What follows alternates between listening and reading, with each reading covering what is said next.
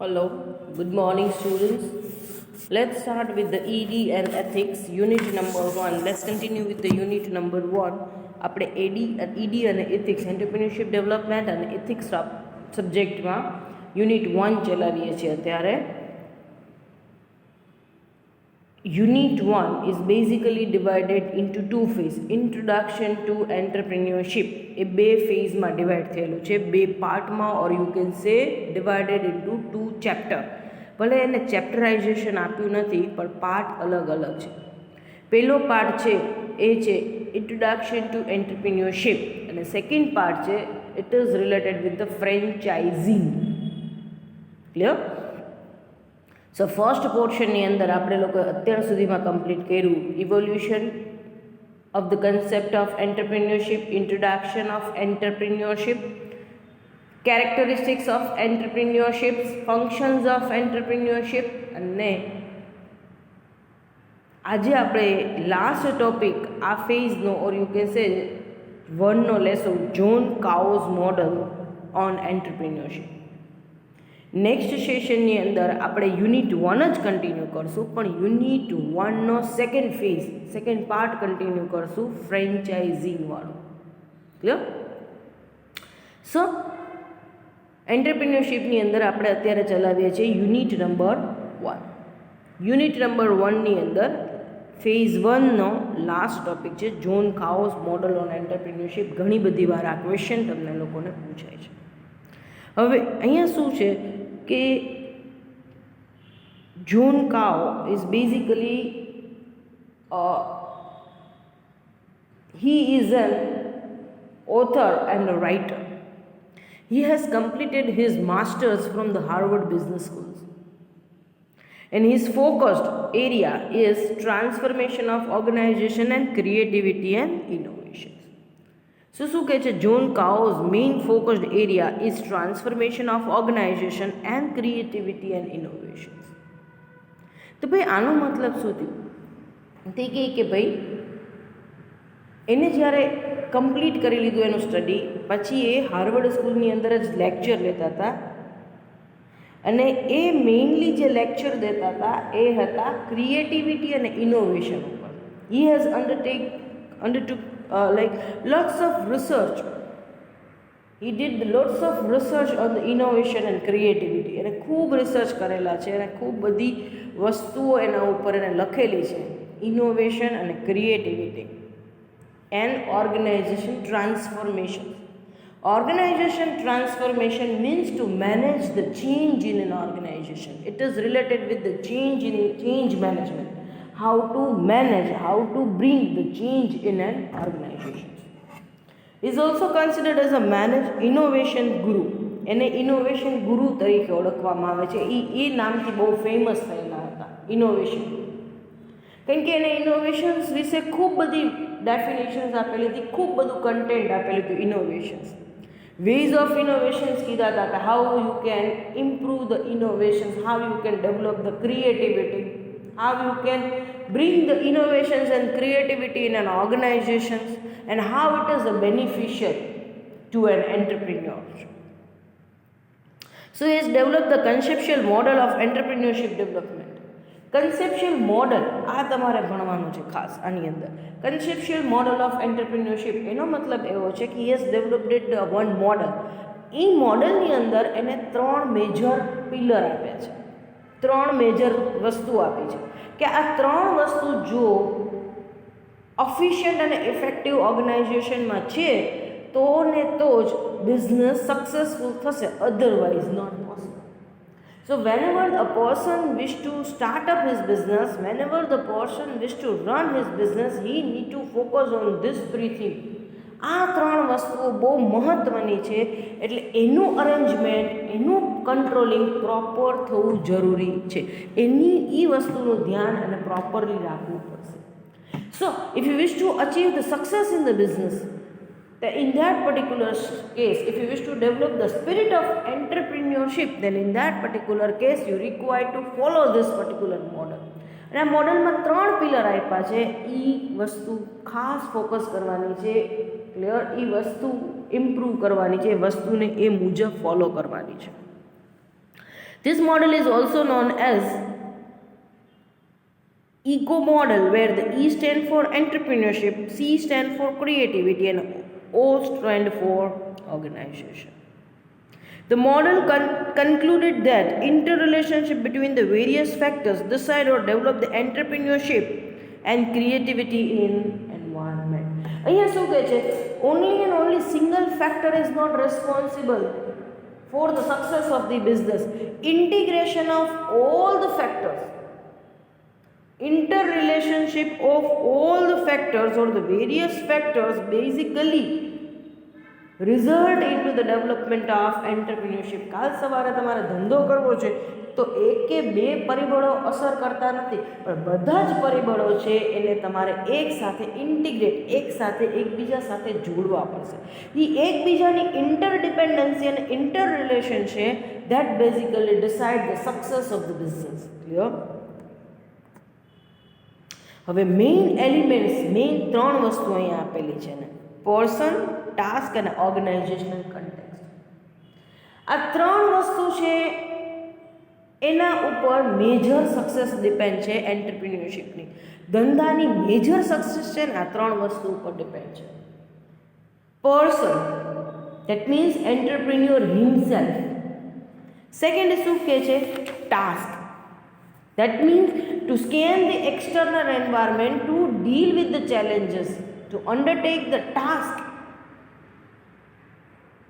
Clear? And the third શું કહે છે? Organizational context. Organizational context is related with the internal environment, which affects the daily working of the organization. રોજબરોજની કાર્યવાહી છે એને અસર કરતું ઓર્ગેનાઇઝેશનનું પર્યાવરણ, that is the internal organization. આ ત્રણ વસ્તુનું ખૂબ ધ્યાન રાખશો તો success of the entrepreneur is guaranteed. Guaranteed assurance તમને આપે છે. Clear? Person means the entrepreneur himself, એને કેવું રહેવાનું છે અને કે કરવાનું છે. ટાસ્ક, શું કરવાનું છે એને, ખાલી એને વિઝ્યુલાઇઝ કરવું, ફોરકાસ્ટ કરવું, મેનેજ કરવું, પ્લાનિંગ કરવું, ઓર્ગેનાઇઝેશન કરવું, પણ એ કેવી રીતના કરવું એની વાત કીધી છે. How he need to arrange the resources and required to develop the right combination of ઇન્ટ. ક્લિયર? એ આવશે ટાસ્ક. અને નેક્સ્ટ છે organizational context. It's mainly cover the internal environment. So આપણે ટર્ન બાય ટર્ન ત્રણ વસ્તુઓ જોતા જશું. ફર્સ્ટ છે પર્સન. એની અંદર મેં આજે ડિસ્ક્રિપ્ટિવ સ્લાઇડ્સ એટલા માટે મૂકી નથી કારણ કે આ વસ્તુ છે એ તમારે સમજવાની જ છે. એમાં ડિટેલ્સ લખેલી ઓછી છે, પણ એ એક એક વર્ડને સમજવો બહુ જરૂરી છે એટલા માટે. સો ફર્સ્ટ શું કહે છે? પર્સન. તો કહે કે ભાઈ success of the business is mainly depend on the person, that is entrepreneur, individual. જે વ્યક્તિ છે, હ્યુમન એલિમેન્ટ છે, એના ઉપર સક્સેસ મેજર ડિપેન્ડ છે. Rest of the factors are secondary factors. Technology છે, મશીનરી ને ટેકનોલોજી છે, ફાઇનાન્સ છે, મટીરિયલ છે, માર્કેટ છે, આ બધા જ મહત્ત્વના ફેક્ટર્સ ઓફ પ્રોડક્શન્સ છે. આના વગર બિઝનેસ શક્ય નથી, પણ all are secondary. Main prime thing શું છે? One of the crucial element for the growth and development of the entrepreneurship is a person. he need to act or he need to perform the role of innovator and transformer. No doubt he need to be a manager. એને મેનેજરનો role એ perform કરવાનો છે, એને લીડરનો role પણ manage કરવાનો છે. He need to exhibit the leadership as and when required, પણ એનો main role છે that is the innovator and the transformer. He need to perform this particular role. Innovator, આપણે ગઈકાલે જ વાત કરી. What is the innovation? Innovation means always you bring a something new and something different to in your business. ધંધાની અંદર કાંઈક વિવિધતા અને નવીનતા તમે જે લઈ આવો છો એને ઇનોવેશન કહેવામાં છે.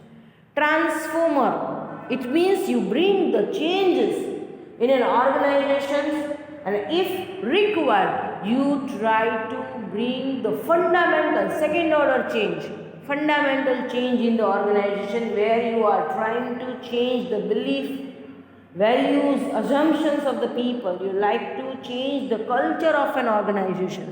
આખું ઓર્ગેનાઇઝેશનનું કલ્ચર ચેન્જ કરો છો, રૂટ લેવલથી તમે ચેન્જ કરો છો, ઇફ ઇટ ઇઝ રિક્વાયર્ડ.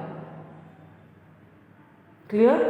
સો આ વસ્તુ સે ફોર એક્ઝામ્પલ તમને એક ચેન્જ મેનેજમેન્ટનો ઓર્ગેનાઇઝેશનલ ટ્રાન્સફોર્મેશનનો એક એક્ઝામ્પલ આપું.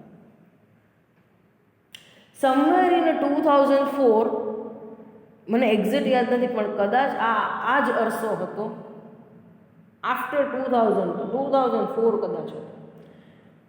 2004ની અંદર ડિજિટલાઇઝેશન આવ્યું. મોદી ગવર્મેન્ટે ડિજિટલાઇઝેશન કર્યું ગુજરાતમાં, કે ભાઈ now will not follow the paper work. બેંકની અંદર ને બધાની અંદર એ લોકોએ પેપર વર્ક ફોલો કરવાની ના પાડી, કે ભાઈ બેંકની અંદર ને બધે ગવર્મેન્ટે કીધું હવે બધું જ વર્કિંગ કમ્પ્યુટરાઇઝ થઈ જશે. હવે જે બધી નેશનલાઇઝ બેંક ને બધી જે ગવર્મેન્ટ ઓફિસીસ હોય બધી, એમાં શું હોય કે તમે 60 વર્ષના ન થાવ ત્યાં સુધી તમે રિટાયર થવાના નથી. તો 60 વર્ષના થાવ નહીં ત્યાં સુધી તમે રિટાયર નથી થવાના. એટલે કેવો સ્ટાફ હશે? વધારે યંગસ્ટર હશે કે ઓલ્ડ એજ પીપલ હશે? બેબી બૂમર એન્ડ બેબી બસ્ટર્સ વાળા, એટલે જૂની ઓલ્ડ એજ વાળા હશે. અને એ લોકોએ પહેલેથી કેવું વર્ક કરેલું છે? મેન્યુઅલ વર્ક કરેલું છે. દે વેર રેઝિસ્ટન્સ ટુ ચેન્જ, કે શું હવે અમે આ ઉંમરે કમ્પ્યુટર શીખશું? હવે આ ઉંમરે મોદી ગવર્મેન્ટ શીખડાવશે કે અમારે કામ કેમ કરવું? આ ઉંમરે અમે ટેકનોલોજી લઈને બેસશું? આ ઉંમરે હવે અમારે થોડી ભણવાની ઉંમર છે. Resistance to change. પણ છતાં Modi government has introduced digitalisation, E record, electronic record maintain કરવાનું. ત્યારે એક બેંક ઓફ બરોડાનું ચેન્જ મેનેજમેન્ટ બહુ ઇફેક્ટિવ છે, એટલે એનું જ એક્ઝામ્પલ આવતું. આવા તો ઘણા ચેન્જીસ બધા ઓફિસીસની અંદર થયા છે, પણ બેંક ઓફ બરોડાનું ચેન્જ મેનેજમેન્ટ બહુ ઇફેક્ટિવ હતું. એક બહુ સરસ કેસ સ્ટડી છે, એટલે ડિસ્કસ કરું છું અહીંયા. તો bank of Baroda has introduced a change management, has decided to bring a change in an organization, and second order change હતો, ફંડામેન્ટલ ચેન્જ હતો, ફંડામેન્ટલ ઓર્ગેનાઇઝેશનલ ટ્રાન્સફોર્મેશન હતો. એની અંદર એ લોકોએ ઇવન એનો લોગો પણ ચેન્જ કરી દીધો હતો. બધું વર્કિંગ ડિજિટલાઇઝેશન, આખી સિસ્ટમ મેનેજમેન્ટની ચેન્જ, કસ્ટમરની સાથેની જે ડીલિંગ કરવાની સિસ્ટમ છે એ ચેન્જ, બેન્કિંગ સિસ્ટમ આખી ચેન્જ કરી દીધી હતી. અને એની સાથે એના લોગો પણ આખો ચેન્જ કર્યો હતો, નવો લોગો પણ ઇન્ટ્રોડ્યુસ કર્યો હતો. Change management, they have facilitate the change in an organization, they have bring the fundamental change. Mentality પણ એમ્પ્લોઈઝની ચેન્જ કરી હતી. It is known as second order change, where you are try to change the values, assumptions and the belief that the person is carrying in his or her mind. તમે cultural change લઈ આવ્યા હતા. Organisation culture આખું change કર્યું. Way of thinking of employees, cultural change. Clear? So you have to perform the role of innovator, and as and when required, if the external environment demand the change, you require to bring the second order change, that is the transformational, organizational transformational. You have to bring and you have to facilitate the change in an organization. તો અહીંયા શું કહે છે કે as an entrepreneur it is not important કે you just perform the role of leader and manager, but you have to be an innovator. Constantly તમારી આઈ side open હોવી જોઈએ, કોન્સ્ટન્ટલી તમારું એ જ વસ્તુનું સ્ક્રીનિંગ હોવું જોઈએ કે now what next, what else, હવે હું શું નવું લઈ આવું. Suppose today you have introduced a single or new product in to the market, it doesn't mean કે now you take rest immediately. From the second moment you have to again think about the something new and something different. Again તમારે very next મોમેન્ટથી again વિચારવું પડશે કે હવે શું માર્કેટમાં નવું લઈ આવું પાછું. ક્લિયર? સો અહીંયા શું કહે છે કે ભાઈ you have to perform the role of innovator and the transformer. This is the most important.